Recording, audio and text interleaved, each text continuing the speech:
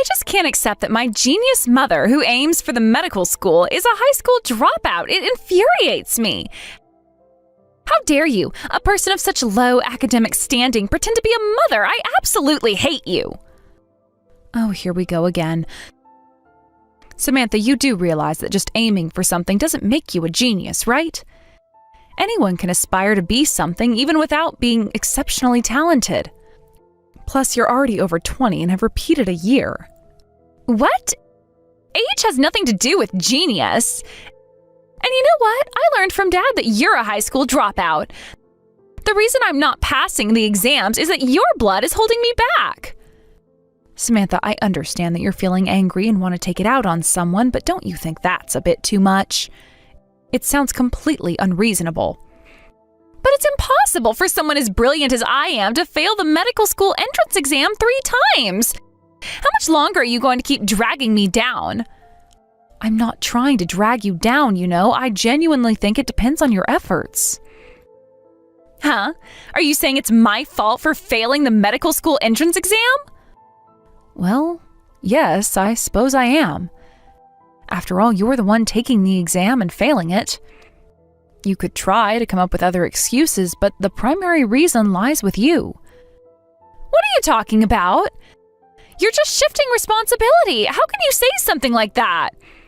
Would it kill you to say something a little more supportive? Aren't you supposed to be my mother? But I think it's better to tell you the truth. It's more important than sugarcoating things.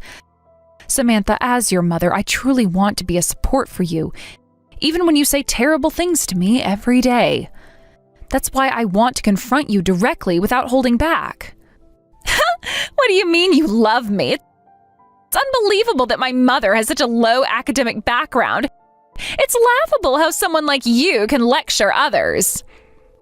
What do you want, Samantha? By belittling me like that, what do you hope to achieve? I want you to get out of my life. You're not needed in my life. Oh, you really do say sad things, don't you? And can't you please stop begging Dad for money? Huh? What are you talking about? Don't act all innocent. It's pointless. I know that you're borrowing a large sum of money from Dad, okay? He might stay silent about it, but I've seen him regularly prepare cash and leave the house, making sure it's not noticed by me doing the handover outside, right? Bart would say something like that? Don't you dare casually call my dad by his name. Well, he is my husband, so I can call him by his name. But is that story true, preparing cash and going out? I've seen him putting tens of thousands of yen in an envelope multiple times. It always happens when you're not at home. So you're the one receiving it outside, right? Just because Dad works for a prestigious company and earns a high salary doesn't mean he has money to waste on you. I have to talk to Bart about this. Just get out of here.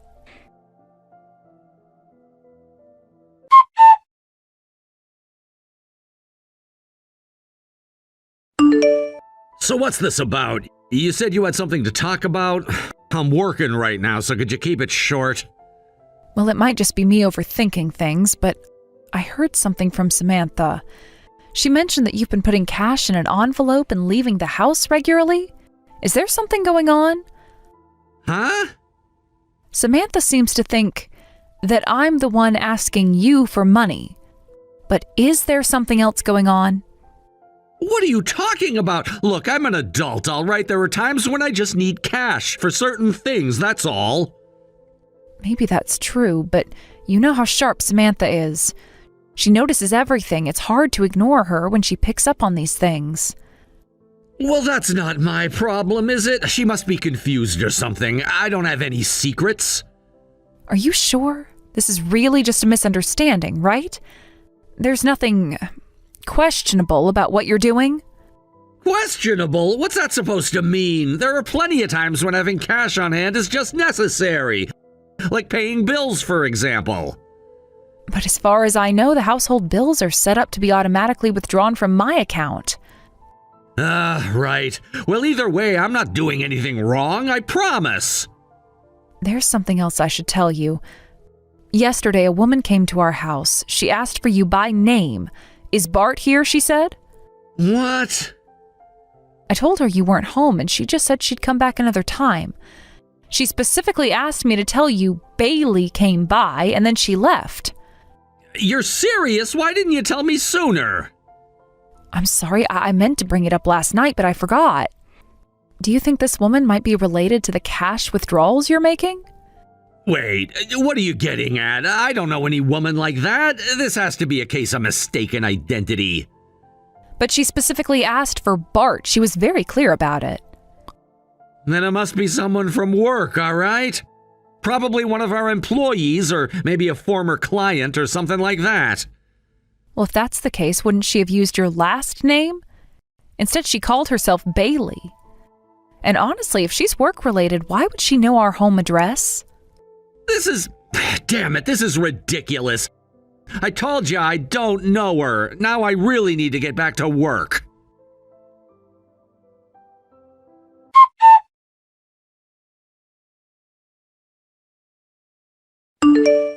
Hey, Samantha, can you explain what exactly is going on here? Oh, you must have gotten back to the house. Why is all of my stuff gone? What on earth happened? Well, the thing is, we decided it was time to kick you out. You must have been getting in the way of my studies, and honestly, a high school dropout like you isn't suitable to be my mom anyway. Kicking me out? What did Bart say about this? Of course, Dad was totally on board. Otherwise, we wouldn't have gotten this far. We've decided to sell all your stuff and use the money to help cover our living expenses. So that's why Bart's been leaving my messages on read and not replying? Things have gotten complicated, haven't they? No, it's really quite simple. You're getting kicked out of the house and that's it. All your stuff is gone from here anyway, so you might as well leave right away. Did you really hate me that much? Obviously, it's miserable having a loser like you as my mother. If you're gone, I'll definitely be able to get into med school right away. Plus, it'll be great to not have a freeloading parasite who barely earns anything but eats up all the money. This is really going too far. I have tried my best to understand you, to be patient, but I can't tolerate this any longer. Oh, is that so? But what exactly can a lowlife like you do? Just go live strong and independent after we've abandoned you.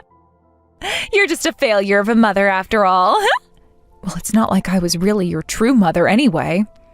Because your real mother is that other woman. What? That other woman? My real mother? What are you even talking about? Listen, Samantha, the truth is I'm not actually your biological mother. You're your father's child from a previous relationship.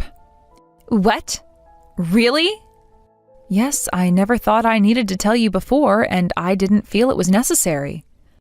But since we're breaking off our parent-child relationship, I might as well tell you now. You're kidding. This is actually amazing news, huh? Is that so? I figured you might say something like that. Well, obviously. I mean, it's been painful thinking I was actually related by blood to someone as lowly as you. Finding out we're unrelated? This is the best. So let's just never see each other again. Even though I figured you'd respond like this, hearing you say it still hurts. But then, who exactly is my real mom? She must be someone super smart, beautiful, and amazing, huh? Your real mother is a woman named Bailey. She's the one who's been blackmailing Bart and trying to take over our house. Wait, what? Why would my mom be doing something like that? Are you jealous or something? Give it a rest with these lies. Bailey has massive debts, so she came back to town, found Bart, and tried to extort money from him. She's been blackmailing him. Blackmail? With what kind of leverage? Your father's having an affair. And not just with anyone, it's with the only daughter of one of his company's major clients. What? Bailey happened to come across some evidence of the affair. Since she was in desperate need of money, she decided to use it to blackmail Bart. As you know, Bart works at a prestigious company. If this affair were to come to light, his career would be ruined in an instant. Dad, an affair? Well, given that his wife is a loser like you, I guess I can understand why he'd want to cheat. You have a really terrible personality, Samantha. You honestly need serious help. Wait, so what happens to us now? What is Bailey planning to do next? I have no idea, and besides, we're no longer family, are we? But I need to start looking for a new place to live, so I'll be going now. I'll miss you, but try to stay strong. Wait!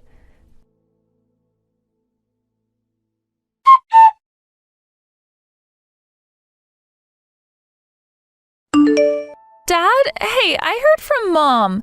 She told me that my real mother is someone named Bailey. Is that true? What? Jessica actually told you that? Did she tell you anything else? Yeah. She also told me that Bailey has proof of your affair and that she's blackmailing you with it. Apparently she's been demanding money from you because of it? Forget everything that woman told you. It's all lies, do you hear me? Everything is a total lie. You understand that, right? But... Samantha, are you really gonna believe anything a lowlife like Jessica says? Look at her. She's a high school dropout, barely getting by with a part-time job. She's nothing like me. We're not even in the same social league. Who are you gonna trust, her or me? Then who exactly is Bailey? I've seen you leave the house with cash in an envelope before. And recently there have been women showing up at the door that I don't even recognize, ringing the doorbell. There is no Bailey. You're my daughter, mine and Jessica's. Everything you've been told is completely fabricated. You mustn't believe any of it, got it? All right, I understand.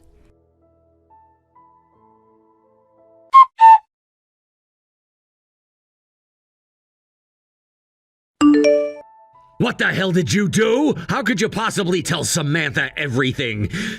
Did you even stop to think about how she might feel when she learns the truth? She could be devastated by this. Oh, spare me the drama. Don't pretend you care about her feelings. You're only worried about yourself. That's the real issue here, isn't it? Shut your mouth. Why do you even know about Bailey? I never told you anything about her. I mentioned that a woman named Bailey came to our house. When she was here, I took the opportunity to ask her a few questions, and she revealed quite a lot to me. She told me about your affair. Hold on a second. You're actually believing her? She could be lying to manipulate you. From her perspective, I'm not her enemy, so she has no reason to lie to me. She even shared some details about how horrible you were when we got married. What? You can't just take her word for it. The reason for our divorce was your infidelity, Bart. You used your connections to intimidate Bailey and forced her to give you her child. You wanted to raise a perfect child to enhance your own status. I can only imagine how you manipulated her into doing what you wanted. And what proof do you have that any of this is true? Are you really that clueless? She has all the evidence she needs. If she wanted to, she could ruin you whenever she wanted. What? Right now, she's just playing with you. She's probably thinking that after she squeezes every last penny out of you, she'll drop all the evidence. You have to know her. Please, just talk to her. I'm genuinely sorry for everything I've done. I'll apologize as much as she wants. Just get her to stop this. You have some nerve asking me for help after you kicked me out of the house. Kicked you out? What are you talking about? You really don't know? My things are gone from the house. Samantha told me Dad and I decided to kick you out. I'm done with this. I'm moving back to my parents' place.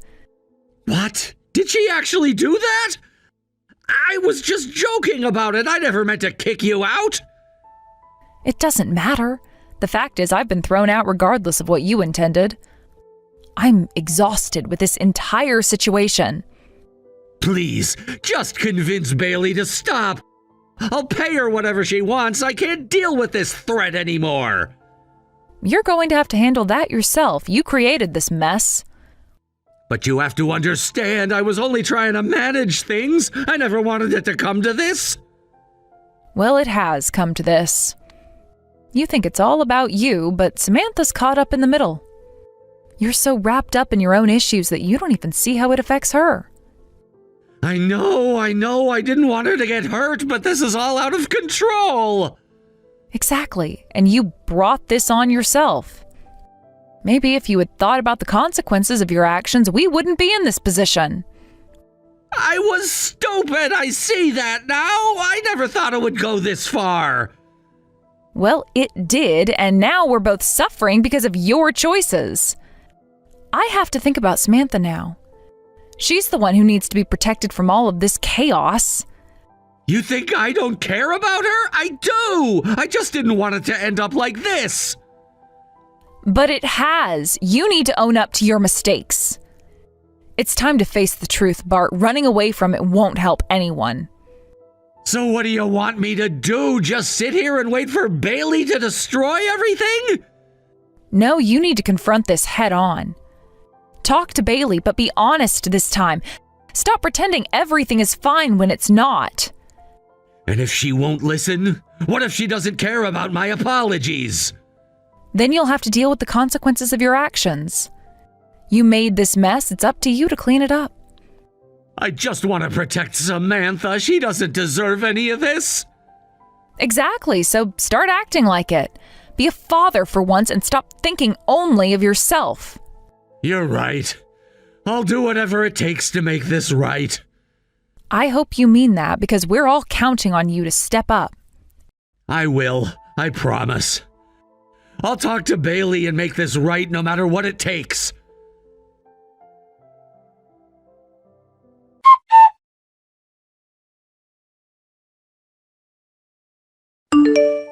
Samantha, why did you do something unnecessary? Who do you think you're living off of? What? What do you mean, who do you think you're living off of? What's going on here? Dad? What's wrong? What do you mean, what's wrong? How could you kick Jessica out? You have no idea how complicated things have become because of your actions. But Dad, you agreed with me, didn't you? I thought you'd be happy that I took that step. What are you even talking about? How old are you? Are you really that stupid, still acting like a child even after turning 20? I've been pouring money into your medical school trying to support your future as a doctor. I wish I'd never bothered to fight for custody if this is how it's going to turn out. Dad, is this really you? If you hadn't kicked Jessica out, there might still have been some hope left. But now it's over. There's no one who can stop Bailey from doing what she wants. Your future is finished too. I'm done supporting you financially. Wait, please, I get it. I'll bring Bailey back. Just don't abandon me, Dad, please. I don't care. I'm already on the brink of destruction myself. As for you, I lost all hope the moment you failed your exams twice. You're an adult now. You can fend for yourself. Do your best to survive. Please wait, Dad, I'm begging you.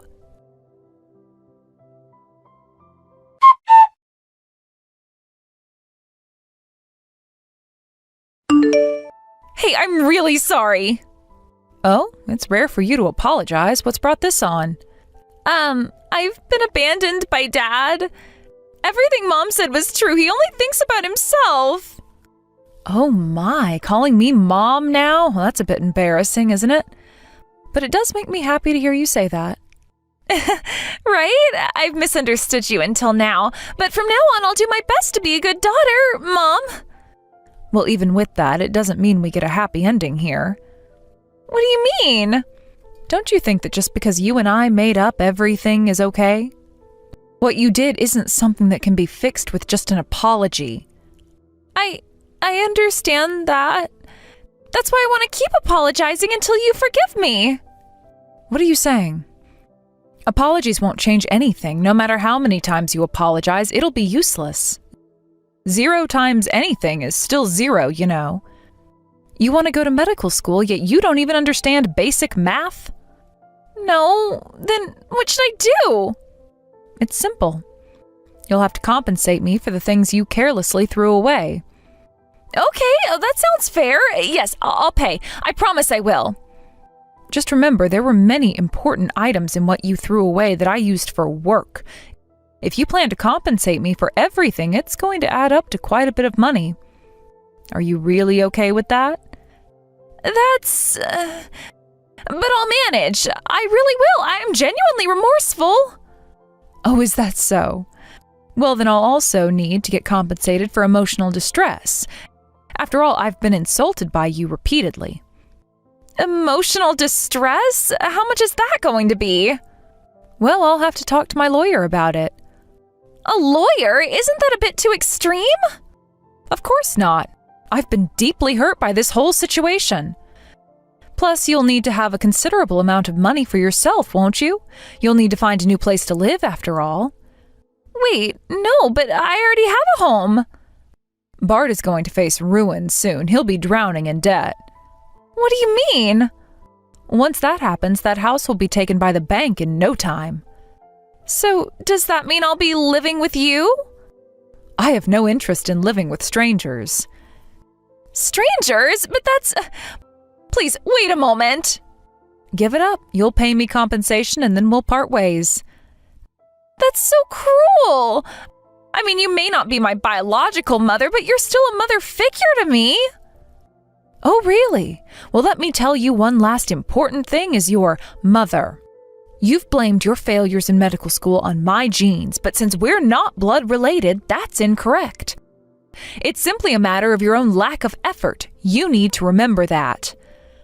But I really tried. Did you? Because if you did, you would have succeeded. Excuses won't get you anywhere. I know. But please, can't we just start fresh? I want to make things right. Starting fresh is fine, but it doesn't erase the past. You have to understand that. I do. I really do. I just want a chance to prove it to you. Proving it will take time, and it's not just going to happen overnight. I'm willing to put in the effort. I just need your support. Support comes with accountability. You need to take responsibility for your actions first. Okay, I understand. I'll take responsibility. Just please don't give up on me. It's not about giving up on you. It's about making sure you learn and grow from this. Life doesn't come easy, Samantha. I get it. I'll work hard to make things right. I promise. Good. Just remember, it's not just about saying you're sorry. It's about showing it through your actions. I will. I'll show you that I can be better, that I can make you proud. Then let's see if you can follow through on those words. Actions speak louder than words, after all.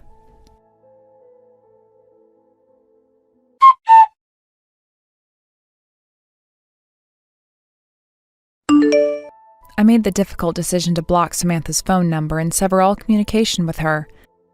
This choice came after much deliberation and reflection on the state of our relationship, which had become increasingly complicated and strained over time. Initially, our connection had been filled with warmth and laughter, moments where we could lose ourselves in each other's company, sharing dreams and aspirations. However, as the months wore on, those happy moments became overshadowed by misunderstandings, disagreements, and an ever-growing sense of dissatisfaction that hung over us like a dark cloud. I found myself constantly questioning the dynamics between us, wondering where it had all gone wrong and what had led us to this point of no return. The act of blocking her number was not just a simple gesture, it felt like a declaration of independence. It was a way to reclaim my life and my mental well-being after months of emotional turmoil and uncertainty. I had poured so much of myself into the relationship, and it had started to feel like I was losing my identity, my sense of self. I knew deep down that Samantha needed to learn how to be self-sufficient and independent. I had supported her through various challenges, but it became evident that my constant presence had allowed her to rely on me too heavily, stunting her growth as an individual. As I made this decision, I felt a tumultuous mix of relief and sorrow. The relief came from finally taking a stand for myself, while the sorrow stemmed from the painful acknowledgement that it had to come to this. I had loved Samantha deeply, and it was painful to acknowledge that despite our best efforts, we had drifted apart. In the back of my mind, I hoped that this separation would lead her to reflect on her life choices, enabling her to learn the importance of self-reliance and responsibility. I wanted her to find her own strength and resilience in the face of adversity, understanding that true independence often arises from overcoming challenges. Navigating through the emotional landscape of our breakup was not an easy journey. I sought comfort in my close friends and family, those steadfast allies who had been my support system throughout our relationship. They had seen the ebbs and flows of my emotional state, often sensing the underlying tension that had been building between Samantha and me. Over cups of coffee and long discussions, they encouraged me to focus on my own needs and happiness, emphasizing that it was time for me to prioritize myself. Their unwavering support reminded me that I was not alone in this journey, that I was surrounded by people who cared deeply for my well-being. During this time, I decided to take a step back from romantic pursuits, giving myself the space I needed to heal. I wanted to focus on rediscovering who I was outside of a relationship, to reconnect with my passions and interests that had taken a back seat during my time with Samantha. I felt a yearning to reclaim my individuality, to embrace the aspects of myself that had been overshadowed by our dynamic. This process of self-discovery became crucial as I navigated the uncharted waters of life post-breakup. As I worked through the legal aspects of our situation, I sought out alimony and damages that I felt were justified, given the sacrifices I had made during our time together. The process of navigating the legal system was daunting, filled with long meetings, documentation, and negotiations. Each session served as a reminder of the commitment I had made to myself, to reclaim my life and assert my needs. It was not just about the financial compensation, it was about recognizing the emotional toll our relationship had taken on me and ensuring that my voice was heard in the aftermath. While I was dealing with my own emotional upheaval, I learned that Samantha was struggling in her own right. Reports indicated that she had accrued a significant amount of debt, forcing her to abandon her dreams of attending medical school. It was disheartening to hear about her predicament. Even though I had chosen to cut ties, a part of me still cared for her well-being. I understood how crushing financial burdens could be, and I couldn't help but feel a pang of sympathy for her situation. Samantha's struggles served as a stark reminder of how life can take unexpected turns. It was a lesson in the fragility of dreams and the importance of resilience. I hoped that this challenging period would serve as a catalyst for her growth, pushing her to confront her circumstances with determination and strength. It was my sincere wish that she would find the ability to rise above her difficulties, learning to navigate life's challenges independently.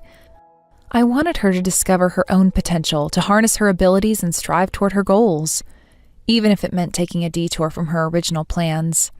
The weight of our shared history lingered heavily in my mind, like an anchor pulling me back into the depths of emotions I was trying to rise above.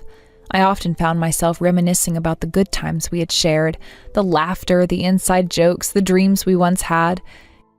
It was hard to let go of those memories, as they were intertwined with my own growth and experiences. However, I understood that clinging to them would only prolong my pain. As I reflected on our relationship, I came to the realization that we had both changed, evolving into different people with different aspirations and desires. Accepting this reality was a necessary step in my healing process, a step that would allow me to move forward with a clearer perspective. Meanwhile, the fallout from Bart's actions continued to unfold, drawing my attention further into the web of emotional complexity surrounding our circle of friends. It had come to my attention that he had faced severe consequences after Bailey exposed his infidelity. Not only did he lose his job, but he also found himself ostracized from the industry he had once thrived in. This was a significant turn of events, and it forced me to reflect on the complexities of relationships and the unpredictable nature of life. Bart had always presented himself as confident and successful, but the truth had a way of unraveling facades, revealing the vulnerabilities that often lie beneath the surface. Hearing about Bart's downfall stirred mixed feelings within me. On one hand, I felt a sense of justice. On the other, I grappled with the moral implications of reveling in another person's misfortune. His betrayal had caused pain to many, including me, and yet I also recognized that everyone's capable of making mistakes. I found myself in a moral quandary. Was it right to feel satisfaction in his suffering, or should I extend empathy towards someone who had caused so much hurt? As I navigated my emotions, I reminded myself that it was important to remain grounded in my values. I sought to find a balance between acknowledging the pain he had caused while also recognizing the complexities of human nature. I wanted to remain open to the lessons life had to offer, allowing each challenge to shape me into a stronger, more compassionate individual. I understood that empathy was not only a gift I could give to others, but also a gift I could give myself in order to foster my own growth and healing. Reports indicated that Bart had become homeless, and this news shocked me to my core. It felt like a grim culmination of his choices, a harsh reminder that every action has consequences. As I processed this information, I couldn't help but feel conflicted. While I didn't wish ill on him, the reality of his situation evoked a complicated blend of pity and vindication. It was hard to reconcile the idea that someone who had wronged so many was now facing such dire circumstances. I wanted to approach his situation with compassion, but the weight of the betrayal made that a challenging task. Bailey, on the other hand, seemed to find solace in her successful revenge against Bart. She had every right to seek closure after the pain he had inflicted on her, but I could only imagine how empowering it must have felt to watch him face the consequences of his actions. Yet I couldn't shake the feeling that revenge, while temporarily gratifying, often comes with its own set of burdens. I wondered if Bailey would ultimately find peace in her choices, or if the satisfaction would fade over time, leaving her grappling with the emotional aftermath of her decisions. I wanted to reach out to her to see how she was coping with everything, but I also understood that she needed her space. As I contemplated these matters, I realized that navigating relationships often required a delicate balance of empathy, self-protection, and growth. Each person's journey is unique, and while we may not always understand the choices others make, we can learn from our own experiences. I wanted to remain open to the lessons life had to offer, allowing each challenge to shape me into a stronger, more compassionate individual. It became clear to me that my journey toward healing and self-discovery was intertwined with the experiences of those around me, creating a complex tapestry of growth and understanding. During this tumultuous period, I found myself rediscovering the beauty of solitude. There was something empowering about spending time alone, allowing myself the space to reflect on my emotions and thoughts. I began to appreciate the quiet moments, the stillness that came with solitude. I turned off my phone and stepped away from social media, seeking refuge in the simplicity of being present in my own life. I prioritized self-care, engaging in activities that brought me joy and fulfillment. In the midst of this newfound solitude, I discovered the joy of journaling. Writing became a therapeutic outlet for me, allowing me to process my emotions and reflect on my experiences. I poured my heart onto the pages, documenting my thoughts, fears, hopes, and dreams. Each entry was a step toward understanding myself better, a way to untangle the knots of confusion that had formed during my relationship with Samantha. I found comfort in the act of putting pen to paper, as it offered me a sense of clarity and purpose. Through journaling, I began to explore my aspirations, reevaluating what truly mattered to me. I set goals for myself, small, manageable ones that felt attainable yet fulfilling. I started to cultivate a vision for my future, one that was rooted in authenticity and self-discovery. I recognized that the journey ahead would not be without its challenges, but I felt a renewed sense of determination to embrace the possibilities that lay before me. As I ventured further into this journey of self-exploration, I made a conscious effort to step outside of my comfort zone. I sought new experiences, immersed myself in activities that ignited my passion and creativity. I joined local clubs, enrolled in classes, and even volunteered for community projects. Each new endeavor presented an opportunity for connection and growth, a chance to engage with others who shared my interests and values. I found joy in these interactions, creating new friendships that provided a support system as I navigated this transformative period in my life. Amidst all these changes, I was continuously reminded of the importance of living authentically. I wanted to be true to myself, to honor my values and beliefs as I forged ahead. I realized that authenticity is not just about being true to oneself. It also involves embracing vulnerability and allowing oneself to be seen by others. I began to shed the fear of judgment and opened myself up to the possibility of genuine connections with those around me. I sought relationships that felt nurturing and supportive, ones that encouraged mutual growth and understanding. As I reflected on my past, I recognized that every moment of joy, pain, and heartbreak had shaped me into the person I was becoming. I had learned that growth often emerges from the ashes of difficult experiences, and it was crucial to embrace both the light and the shadows of my journey. Each lesson that I learned added depth to my understanding of love, relationships, and self-worth. The relationship with Samantha had taught me valuable lessons about boundaries and self-care. It had shown me the importance of recognizing when to let go, even when it feels painful. I learned that it's okay to prioritize oneself and to walk away from situations that no longer serve one's growth. While the end of our relationship was undoubtedly challenging, it also marked the beginning of a new chapter in my life, one filled with potential and opportunity. In this pursuit of self-fulfillment, I was determined to cultivate a life filled with passion, creativity, and meaningful connections. I wanted to forge a path that aligned with my true self, one that resonated with my values and desires. I held on to the belief that every experience, good or bad, contributes to my growth, shaping me into a more resilient and compassionate individual. As I embarked on this new chapter, I felt a renewed sense of purpose. I was excited to see how my journey unfolded, eager to embrace the challenges and joys that lay ahead. I recognized that life is a continuous cycle of growth and transformation, and I was ready to navigate it with an open heart and adventurous spirit. The world was vast and filled with possibilities, and I intended to seize every opportunity that came my way.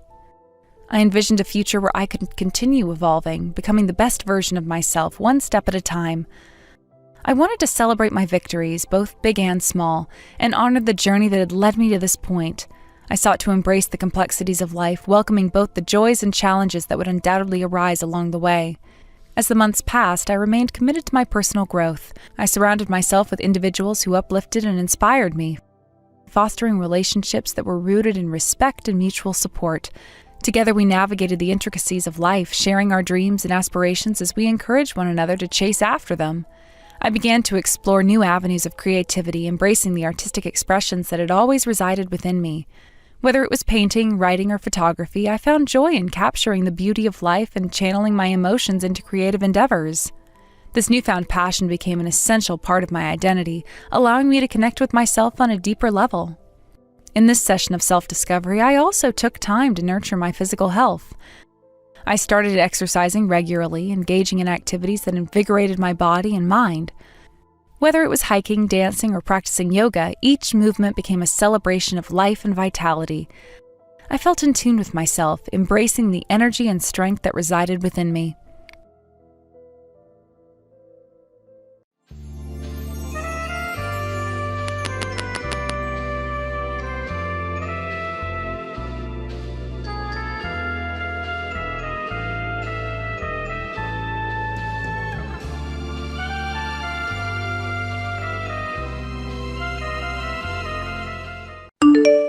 May, thank you for yesterday. Hey, you don't have to thank me for that. It was nothing. I finally got to greet your parents, and I feel like we're really moving forward toward marriage now. About that. Is it okay if I bring something up? Yeah, what's up? I'm sorry for asking you to come for the marriage greeting, but I've decided to reconsider the marriage. Huh? What are you saying? I mean, I'm going to annul our engagement. Wait a minute. I can't understand what you mean. Yesterday we had the marriage greeting, right? And now you're telling me you want to break off the engagement? Yeah, it seems it's better for both of us to go that route. What do you mean, better for both of us? I want to marry you. Things have changed on my side. What happened? Well, you know how our law firm has been doing really well lately, right? We've secured advisory contracts with major corporations. Of course I know. I work as a staff member at your firm. So my dad is saying that my name is going to get bigger and bigger from now on. Your dad is a lawyer, so he knows about that stuff well. We talked about this yesterday, so I get it. That's why I wanted to support you as your wife. I was counting on you to do that, too. I already told my friends, and my mom was really happy about it. But to back out of the engagement now, that's unacceptable. I feel bad about it, but you have to think about me, too. What do you mean? From now on, I want to make a name for myself as a lawyer. And it turns out that having you as my wife isn't suitable for that. Why not? Do you not realize what your status is? Huh? You dropped out of high school, right? Do you really think someone like you can become my wife? What do you mean by that? Are you saying that because I didn't graduate high school, that's the reason for breaking off the engagement? And I've told you I'm not a dropout. I didn't attend high school, but I got my high school equivalency diploma. You proposed to me knowing that, didn't you? Hey, Kurt, what's happened to you? It's like I'm talking to a completely different person. A different person. That might be true. I woke up after hearing what my dad said yesterday. Your dad? My dad said that someone like a high school dropout shouldn't be in the family. He said that it would look bad to bring someone like that into the family. Look bad? You probably wouldn't understand, but I realized that to rise in the legal world, I have to consider these kind of things carefully. So we've decided that I should marry someone from a more prestigious background with a higher education. You're really just taking your father's opinion at face value? That's right. My dad is my idol, and he's never done anything wrong in his life. If I follow my dad's advice, I know I won't make any mistakes. I'm stunned. You're 28 years old. I know it's bad, but I can't go against my dad. Don't joke around. Was that what your proposal meant? That you could just withdraw it because your father told you to? Anyway, there's no marriage with you anymore. This can't be changed. I trusted you, believing that you would seriously work hard at whatever you did, and I decided to marry you. May, I really feel bad about this, but everything I've been working for has been to make a name for myself in the legal field, so please just accept it. Are you serious? Yes, I am. I can't go against my dad's wishes, and I don't want to jeopardize my career.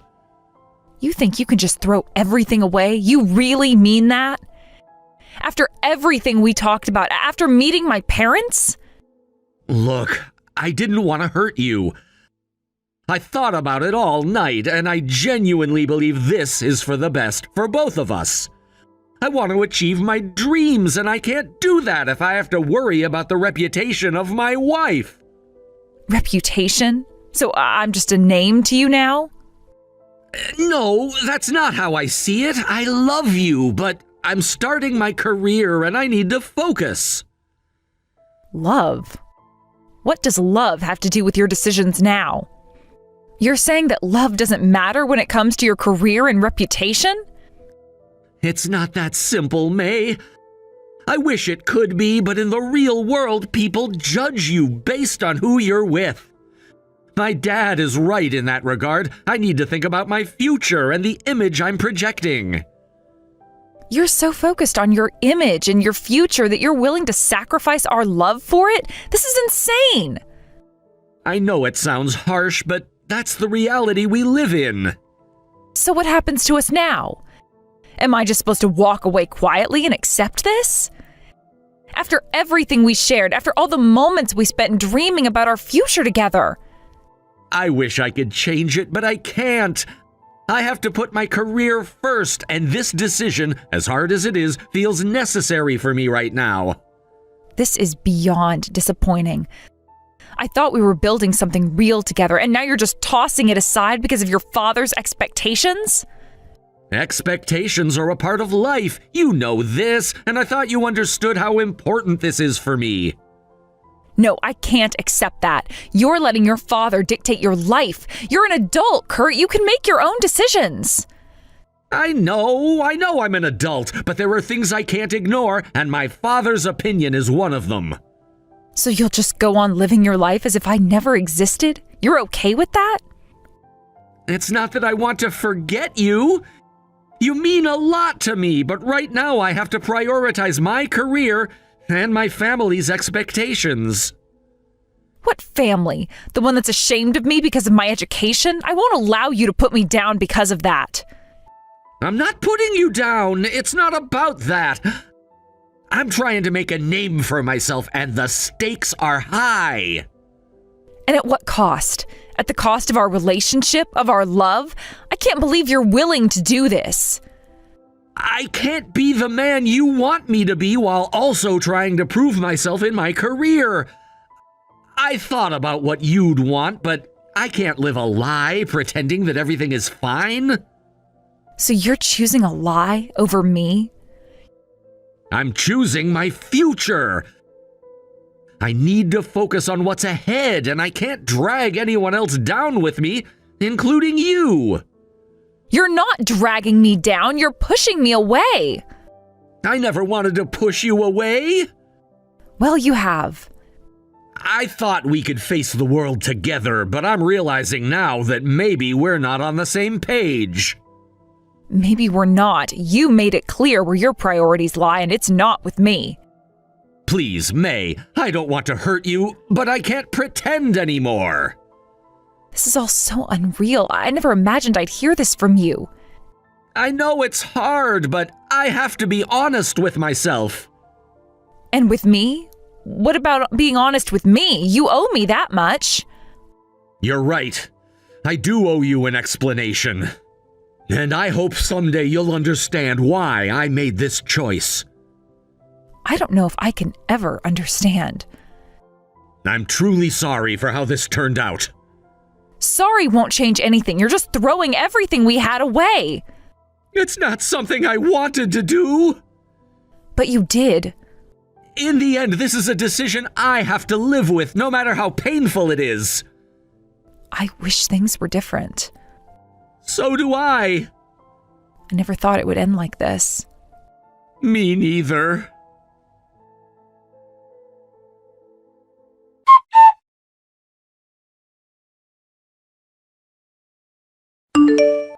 May, did you do the marriage greeting properly? It was yesterday, right? Tell me how it went. Oh, Mom. Yeah, I know. I need to report back to you. I did it. Everything went smoothly. And how were his parents? How did they receive you? I think it went fine. We were able to talk and enjoy ourselves, so I think it was okay. Kurt's father is a lawyer too, isn't he? I've only seen entire lawyer families in TV dramas or movies, so I'm really curious about what they're like. Oh, it's nothing that impressive. They're just regular people like anyone else. But you know, you're the type of person who can do well even with people like that. You'll fit in, I'm sure of it. You think so? Of course, it's only natural. You're an incredible person who's carved her path all on her own. No, I haven't done anything that amazing. What are you talking about? That's not true at all. Remember, I lost my husband and could only manage to send you through junior high, but from there you built your career and did everything on your own. That's not something just anyone can do, you know. Is that so? Well, if you say so, it makes me happy. I've worked this hard as a way to repay you for everything, after all. What are you saying? I didn't do anything for you, really. Well, that's not true, Mom. You raised me all by yourself as a single mother. That's something I admire deeply. No, don't worry about me. You don't have to think about me at all. What matters is that you focus on being a strong support for Kurt as his wife. That's not something I can do anymore. What? What do you mean? I can't marry Kurt anymore. Why? Did you mess up somehow during the greeting? I can apologize to them if it'll help. No, it's not anything like that. Then what happened? The truth is...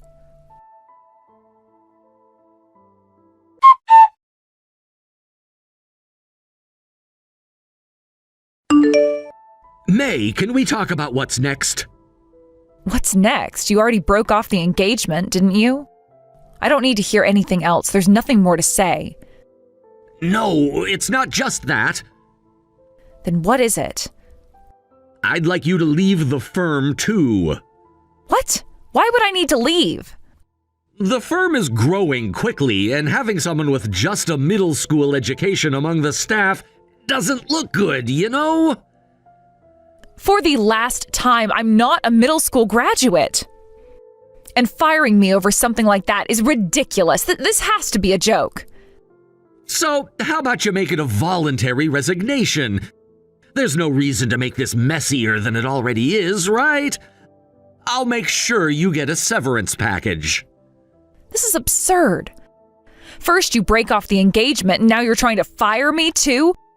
Are you trying to strip everything away from me? It's not everything. You still have your dear mother, don't you? Just go live quietly with that hopeless woman. Kurt, do you realize what you're saying right now? Why would you even say something so cruel? Let's just say my father's been teaching me the laws of leadership. My perspective has changed a bit. Even so, what exactly makes my mother hopeless in your eyes? She's an old spinster who couldn't land anyone herself, that's what. You don't think I'm wrong, do you? My mother raised me on her own. She sacrificed her happiness to take care of me, putting all her time and effort into making sure I had a good life. And yet, you dare speak about her like this? That's got nothing to do with me. Anyway, just leave the job already. We'll bring in some new, attractive staff, and that'll be that. Fine, I'll leave. I don't need to stay at a firm like this. Good, good. So you've made up your mind, huh? I'll hold you to that. Don't come crying to me when you regret this decision.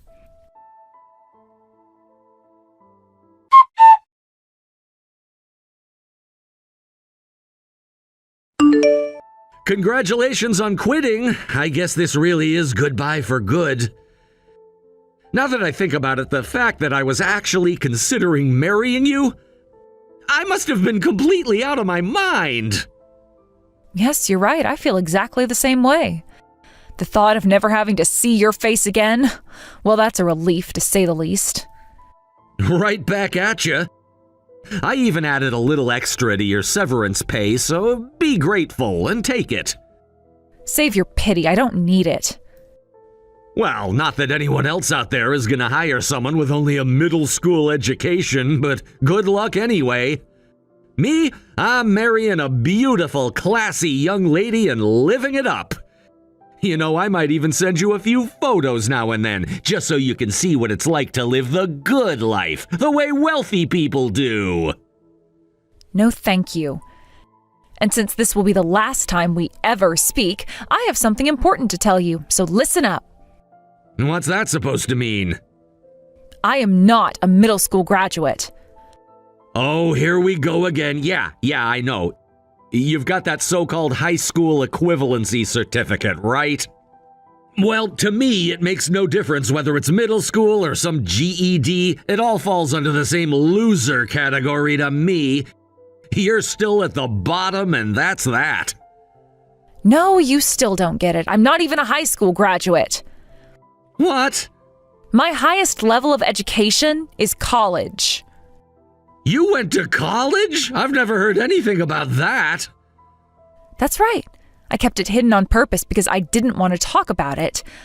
What are you talking about? I'm a graduate of Cambridge University. What? Cambridge? Yes, that's right. Ever heard of it? It's one of the most prestigious universities in England. Of course I know Cambridge, but are you trying to tell me that you graduated from there? Exactly. After earning my high school equivalency, I studied abroad and eventually got accepted to Cambridge University. There's no way that's true. You're just making this up to sound impressive. And why would you assume I'm lying? Because someone with only a middle school education could never get into Cambridge University. That's one of the toughest universities in the world. There's no way a loser could have made it there. Who said anything about me being a loser? I didn't finish school because I couldn't handle the academics.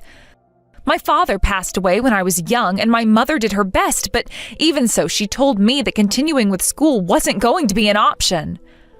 I let go of that path out of necessity, not for lack of ability. Academics were actually one of my strengths. So, if that's true, then why did you keep it a secret all this time? Because I hate how people treat you differently the moment they find out. What do you mean, treat you differently? The moment someone hears that you're a Cambridge graduate, people's reactions change. They look at you strangely, make all sorts of assumptions. Expectations build up. Even during my time at university, my relationships got strained because of it. So after I came back, I decided not to tell anyone, not even you. But I was going to tell you eventually after we got married. You're really twisted, you know that? Twisted? How exactly am I twisted?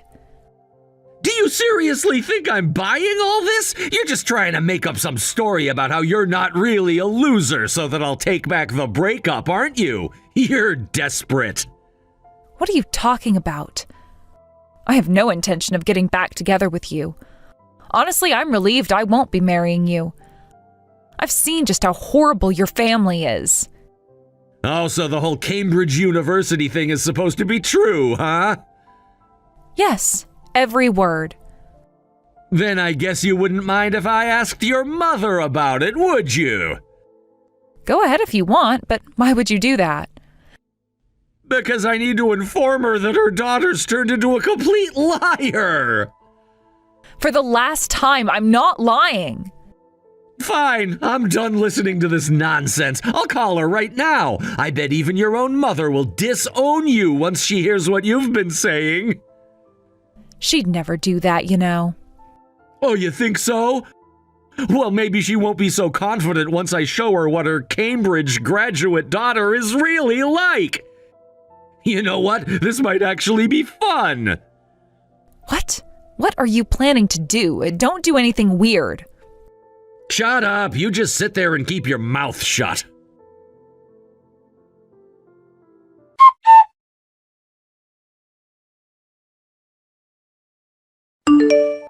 Mom, is now a good time? Mom? Oh, stop it. You broke off your engagement with May, didn't you? Don't call me that. It makes my skin crawl. No, Mom, that's not it. I was seriously considering marrying May. Then why did you break it off? Our trust in each other has been shattered. What do you mean by that? May has been lying to me this whole time. She told me she graduated from Cambridge University. That's why I hired her at our firm, but then I found out she's just a high school dropout, and it shocked me. You knew about this, didn't you, Mom? Why didn't you tell me? Because of this, I'm seriously thinking about a lawsuit. What are you talking about? You can't file a lawsuit over something like this. You just don't understand because you're not a lawyer. I'm planning to seek a significant amount in damages.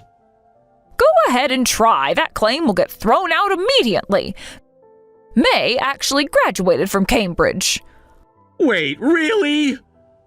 Of course. If you want proof, I can send you a copy of her diploma. No, that's not necessary. Actually, it's you who's lying here, isn't it? Me?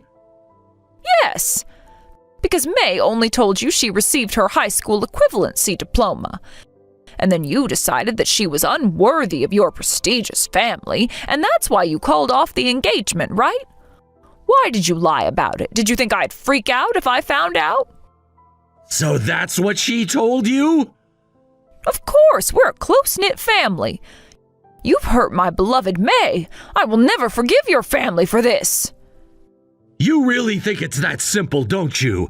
You can't just say you'll never forgive us without thinking about the consequences.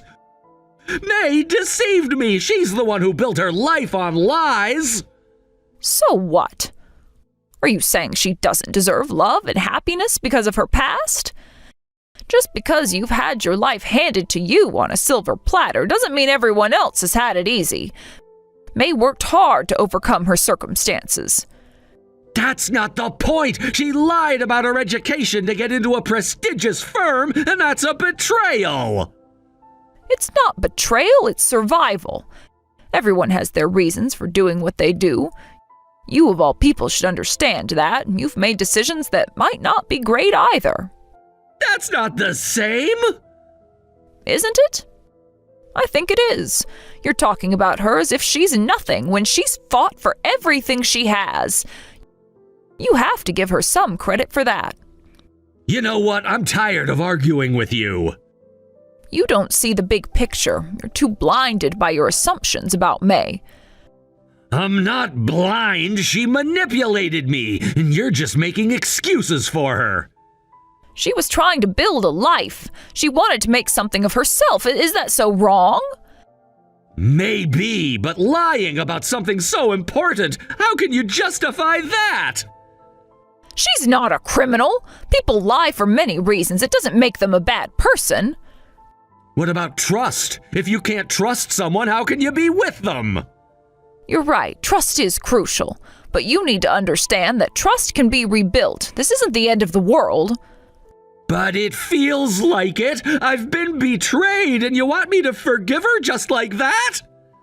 Not forgive her, just give her a chance. Talk to her. You might see things differently. What if I don't want to? What if I can't? Then that's your choice. But you need to understand that by pushing her away, you're also pushing me away. How can you say that? You're defending her! I'm defending truth. I'm defending someone who deserves better than this. So you're saying I should just accept the lies? I'm saying you should understand why she felt the need to lie in the first place. Life isn't black and white. I don't know if I can handle that. You have to try. You owe it to her, and you owe it to yourself. You might find the truth is more complicated than you thought.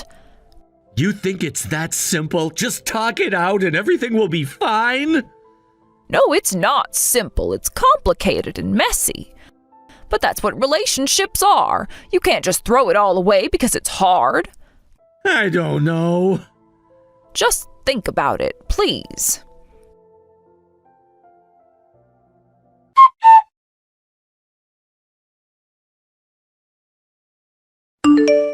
You really graduated from Cambridge University, huh? Yes, finally figured it out? So, does that mean you're actually suitable to marry me? Don't be ridiculous. Just because you found out, that doesn't mean I'm going to marry you. I never want to see you again. Is that so? And I'll be demanding compensation for the emotional distress. Are you serious? Of course. With such a one-sided engagement cancellation, it's only natural that there would be compensation involved. After all, I used to work in the legal field myself. I have connections with a lawyer who specializes in marital issues. I'll ask that lawyer to help me file for damages. Be prepared for a hefty bill. Damn it! Have you already made plans for this? Of course. I started this process right after you broke off the engagement. Did you think I would just sit around and cry about it? Fine by me. You want compensation, I'll give it to you. Oh, you're admitting it easily, aren't you? I don't care. It'll just be like a severance payment, but you better not try to contact me ever again. Gladly. I'm already preparing to move on to the next step. Huh? Next step? Let me tell you why I joined a law firm. I studied business administration in college, and I thought it was essential to have legal knowledge if I wanted to run a company. In today's society, you can't predict what might become a risk. If you have legal knowledge, you can avoid these landmines while pursuing your activities. So I decided to learn practical knowledge by working at your firm. From now on, I'll run my own company and do what I want. I initially thought that if I married you, I would just quietly step into the household, but that's no longer necessary. Do whatever you want. A prideful, high-achieving woman like you won't find a man to take you in anyway. You might as well earn some money. It's the only way you'll survive. I'll get all the beautiful women and money for myself. Oh, really? I can't imagine you actually being able to pull that off. What did you just say?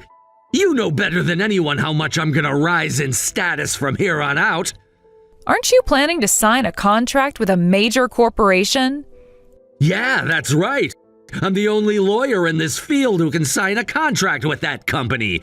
This will change how others perceive me. I'll be making tons of money from consulting fees and everything else, and I'll be catching myself some beautiful women. Do you really not realize why you were able to land that contract? It's because I'm competent, obviously. You're just riding on your dad's coattails, giving me hand-me-down work. What did you say? At least that's how the people around you see it.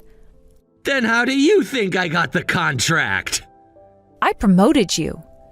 What are you talking about? You've been hiding the fact that you graduated from Cambridge University, right? But there's someone who knows about it. Who is it? People who studied at Cambridge with me. Well, of course. Exactly. Among them, there is an American who worked at the company you're about to sign the contract with. I set up a meeting with them and promoted you. It seems that person was advancing in the legal department, so everything went smoothly. At that time, I was really eager to raise your profile, and that person believed in me enough to help you secure the contract. But it seems that contract will be null and void now. What? Of course, since I revealed everything about you. They said they were disappointed in you. That's a lie! It's a lie! I'm sorry, but this is the truth. Wait! Our business is already struggling as it is! If the contract falls through, and on top of that I have to pay compensation, I really won't know what to do! I don't know. Why don't you go crying to your dad? Though I don't think he can do anything about it. Listen, I've woken up now. I realize I really need you. My dad was wrong. We really should be together. What are you saying now? You've got to be kidding. Please don't abandon me. I can truly become an excellent lawyer.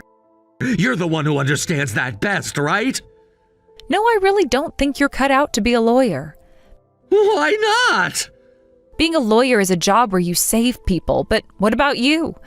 You said people with a middle school education are at the bottom of society, and you called my mom leftover. There's no way someone who looks down on others can be a lawyer. You and your father are the same. You're supposed to be the kind of person who truly understands others, yet you judge people based solely on their education. If you want to be a respected lawyer, I think you should study ethics more than the law. Fine. I understand. I'll change my attitude and work hard. So... Don't think there's a chance for you anymore. I don't want to be involved with you any longer. Goodbye.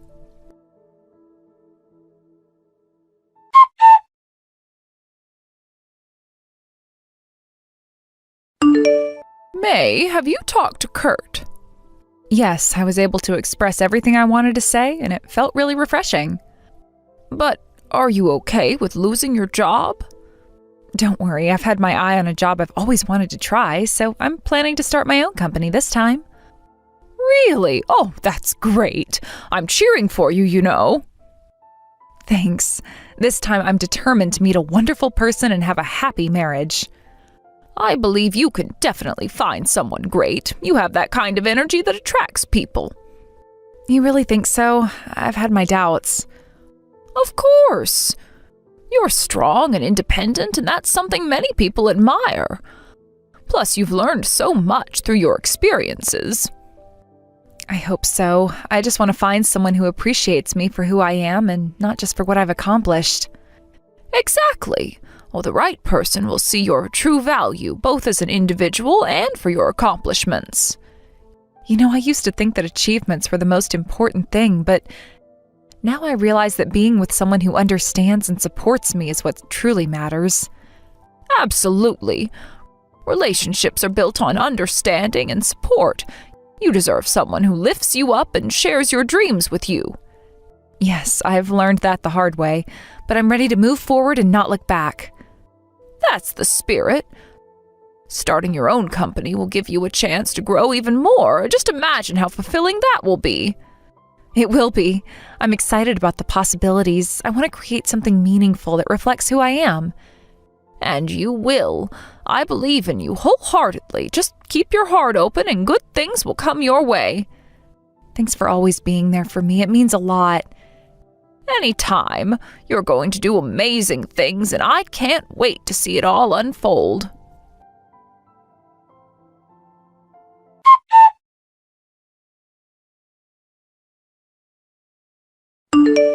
Kurt was confronted with an extremely challenging situation when he found out that he was going to be required to pay a substantial amount in alimony as a result of his recent divorce. The news struck him like a bolt from the blue, overwhelming him with a wave of anxiety, despair, and confusion. He never anticipated that the fallout from his marriage would lead him to such a financial burden, and now he was left grappling with the reality of his circumstances.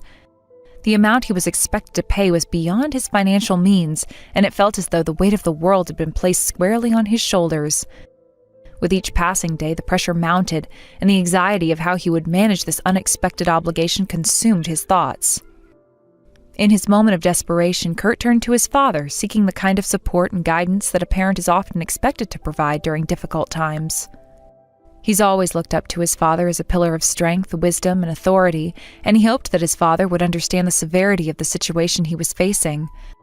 Kurt believed that, as a parent, his father would be empathetic to his plight and would be willing to lend a helping hand, even if it meant stretching his resources. With a heavy heart and an even heavier mind, Kurt approached his father, explaining the financial predicament he was in and pleading for assistance to navigate the overwhelming demands that were being placed upon him. To Kurt's shock and dismay, his father's response was not at all what he had hoped for.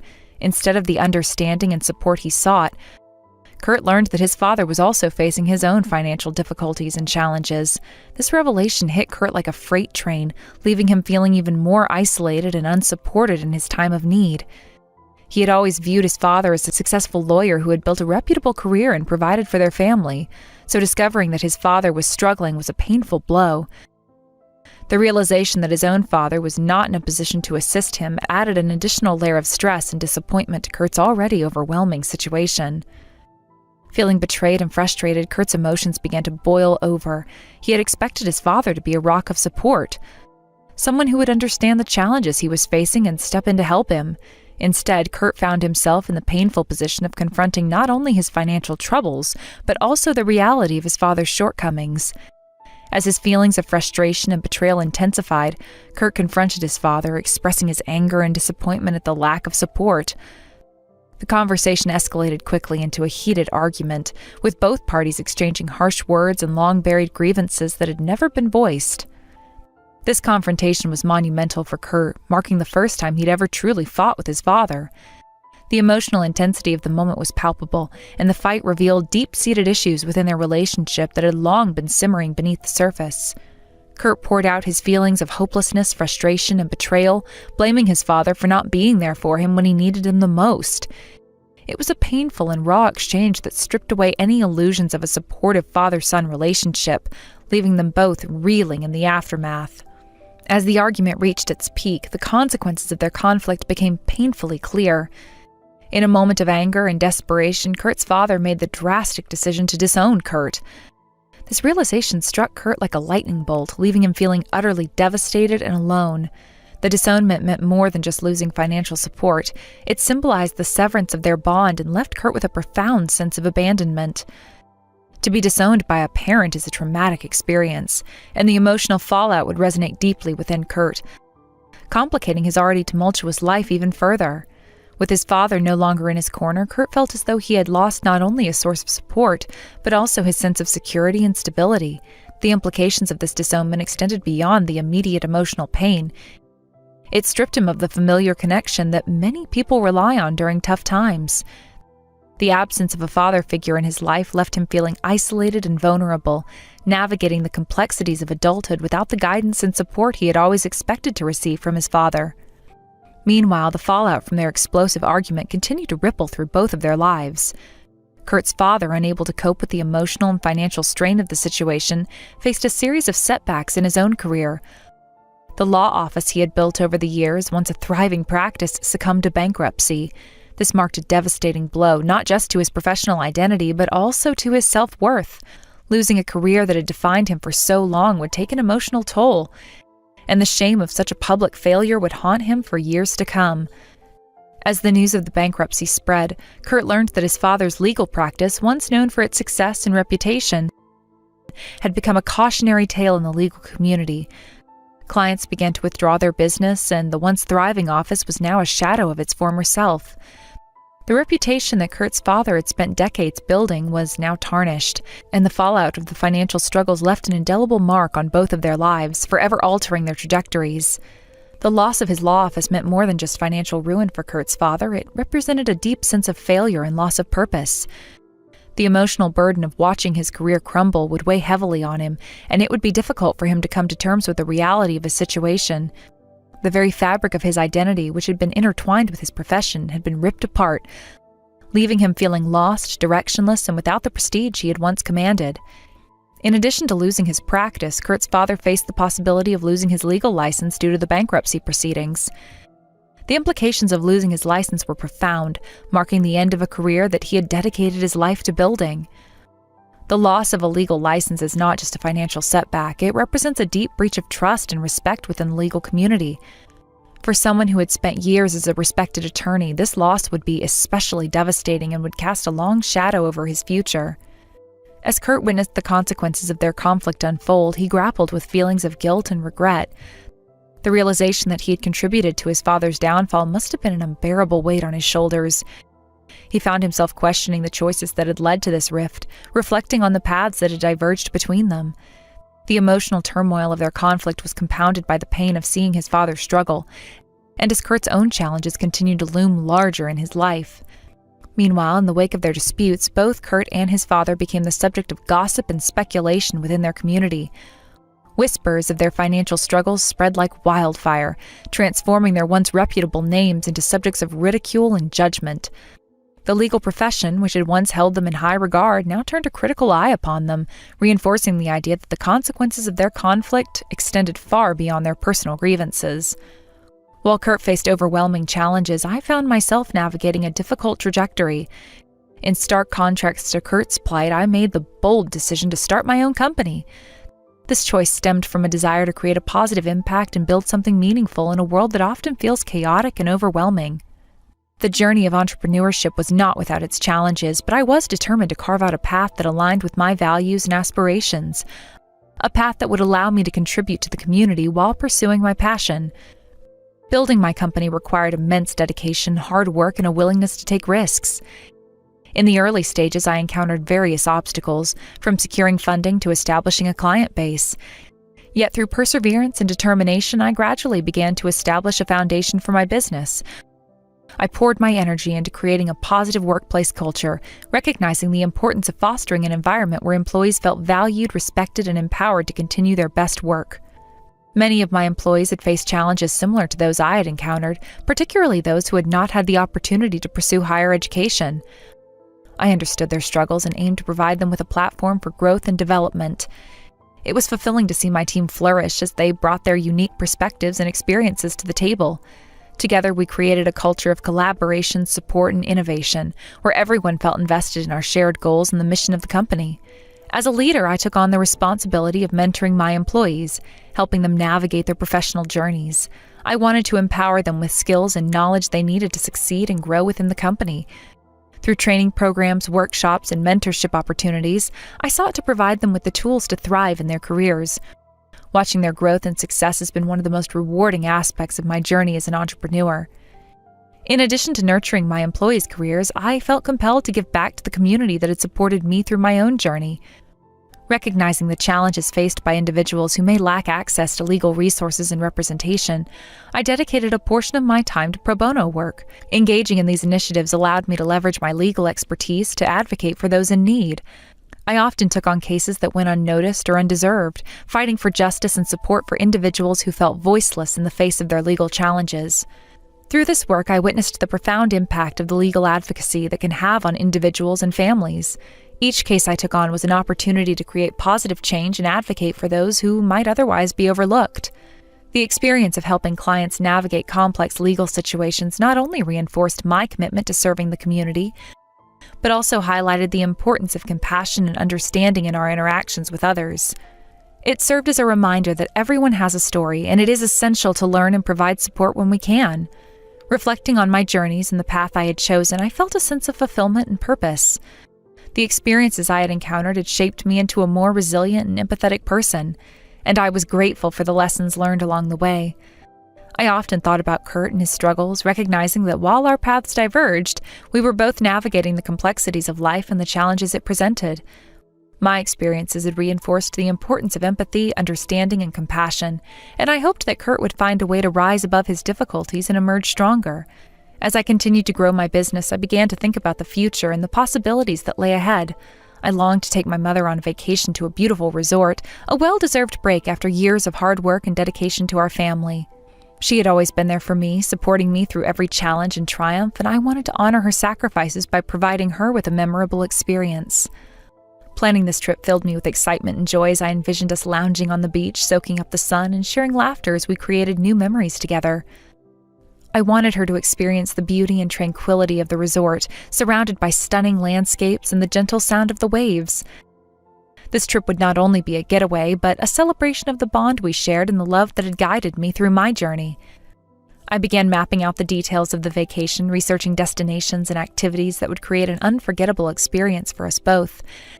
The idea of spending quality time with my mother away from the hustle and bustle of daily life filled me with a sense of anticipation. I wanted to treat her to the luxury she deserved, giving her a taste of relaxation and pampering that she had sacrificed for so many years. In contemplating this vacation, I couldn't help but recognize the stark contrast between my journey and Kurt's.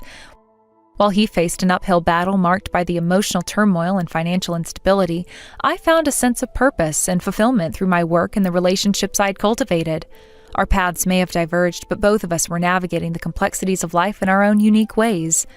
This realization reinforced the importance of empathy and understanding as we confronted the challenges life threw our way.